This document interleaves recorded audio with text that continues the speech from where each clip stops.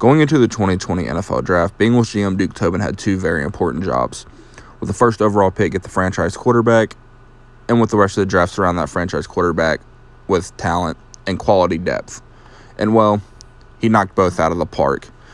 This 2020 draft single-handedly changed the Bengals' outlook and a perception not just from the city of Cincinnati and the fan base, but for the media outlook and the future of this organization.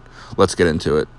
At the start of the 2019 NFL season, that offseason, the Bengals hired Zach Taylor, and Zach Taylor went on to start his coaching career 0-7, which led to the Bengals getting the first overall pick in 2020. And a lot of fans were disappointed with Zach Taylor, as they didn't see his play calling to be up to standards, and that just goes back to the roster just not being very good. And with the first pick of the 2020 draft that the Bengals got, they obviously selected quarterback Joe Burrow out of LSU. Joe Burrow was not only the player the Bengals needed at the quarterback position, but the personality, the outgoing, the style, the suits, the jackets, everything you see Joe Burrow wearing was just what the city needed and something to galvanize around. A lot of people wanted Joe Burrow to demand a trade, pull an Eli Manning, for instance, and that was never going to happen. Joe Burrow's an Ohio kid, drafted to Cincinnati, and if he changed the franchise, he would be a hero forever. And, well, that's what he's did. It got off to a slow start as Joe Burrow tore his ACL in the 2020 NFL season and had a long road ahead of him. The only good luck that you could say that came out of that was the Bengals having to draft 5th and getting Jamar Chase. But that's another video for another time. In the 2 full seasons that Joe Burrow has played quarterback for the Cincinnati Bengals, they have made a Super Bowl, coming close to winning it, and have made it 2 AFC Championship games. Going to his 3rd full year starting, the Bengals look poised to make another Super Bowl run and to be contenders for the foreseeable future. Well, at this point, Joe Burrow has not signed his extension. Any Bengals fan you ask, they're not worried about it, as it's just a matter of time before that deal gets done. And Joe Burrow will continue to be the face of the Cincinnati Bengals and be everything that this team has wanted and this organization has been looking for.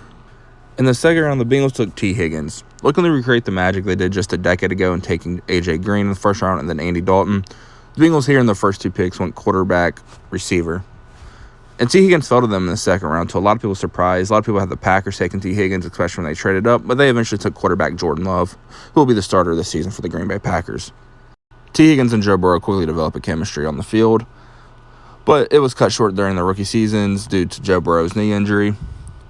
But ever since then, T. Higgins has been Joe Burrow's go-to target, as T. Higgins has quickly become one of the best contested and deep threat receivers in the NFL, and has gone on to develop and become 1/3 of the best receiving trio in the NFL, alongside Jamar Chase and Tyler Boyd. T. Higgins' contract situation is up in flux. A lot of people believe he will sign an extension, but a lot of people don't think that the Bengals will be able to afford him, as to tie up that much money in the 2 receivers and a quarterback. It's just something that we really haven't seen in the NFL outside of the Peyton Manning era Colts with Reggie Wayne and Marvin Harrison. But I believe that T. Higgins is in Cincinnati for the foreseeable future, and the Bengals will continue to reap the benefit of this 2020 NFL draft. And after 2 picks on the offensive side of the ball, it was time to get the defense some help. And they did that with taking linebacker out of Wyoming, Logan Wilson. And every season of his career, Logan Wilson has gotten better and just recently signed an extension to stay in Cincinnati for this foreseeable future. And the Bengals had 3 chances to step up to the plate, and they hit 3 home runs to start off this draft. And it's a big reason why they quickly turned it around and made the Super Bowl the very next season. If the Bengals go on to beat the Rams in the Super Bowl, Logan Wilson wins MVP. He was the best player on that field, besides Odell Beckham Jr., who unfortunately tore his ACL during that game. And just Logan Wilson, like I said, has continued to gotten better every single season. He's become a vocal leader of the defense. He's become a playmaker, and just somebody, anytime this defense needs to play, Logan Wilson's there. He's quickly become a tackling machine and just continues to get better in the passing coverage as the NFL heads to this spread concept for these offenses, and these linebackers are asked to do more. Logan Wilson has been the perfect 3rd-round choice for this Bengals defense and will be in Cincinnati for a lot of more years to come. In the 4th round, the Bengals took linebacker Akeem Davis-Gaither, doubling down on the linebacker position. And while he has not become a household name, he's become a solid guy in that linebacker room and becoming a big-time player on special teams as well. He's expected to have an expanded role this year, and we'll just see how that goes. In the flash that he has shown when he has not been injured, though, he has shown that to be a very quality player. And if he has a big year this year, could expect to come a payday in free agency. Going to the 5th round, the Bengals took defensive end Khalid Kareem out of Notre Dame. And injuries really shortened his time in Cincinnati, as he is now with the Indianapolis Colts. And his biggest play really came in Denver when the Bengals were needing a win, and he recovered the fumble from Drew Lock. And in the 6th round, the Bengals took tackle Hakeem Adeniji out of Kansas. And he's not become a consistent starter for the Bengals, but he's been a nice depth piece. He was super raw and was a project coming out of the draft, and he's developed quite nicely for the Bengals as an extra tackle and as someone that can play and kick inside and play the guard position as well.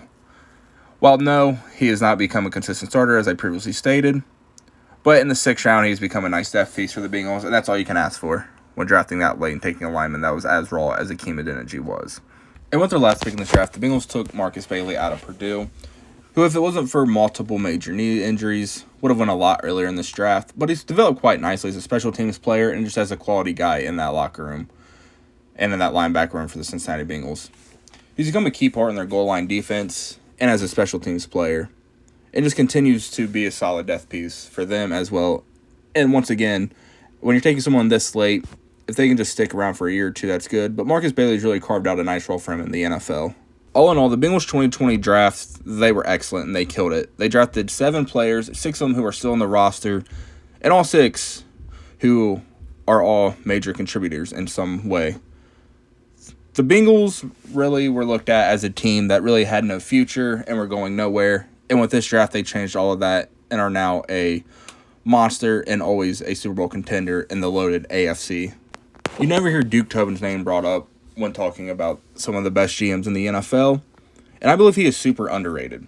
He has built 2 iterations of a Bengals team that have been playoff contenders and now built a Super Bowl contending team. After the Marvin Lewis era, there was a lot of uncertainties. The Bengals brought in Zach Taylor and had another losing season right off the bat, and fans were questioning if this was the direction, and even questioning if Duke Tobin should have been let go as well.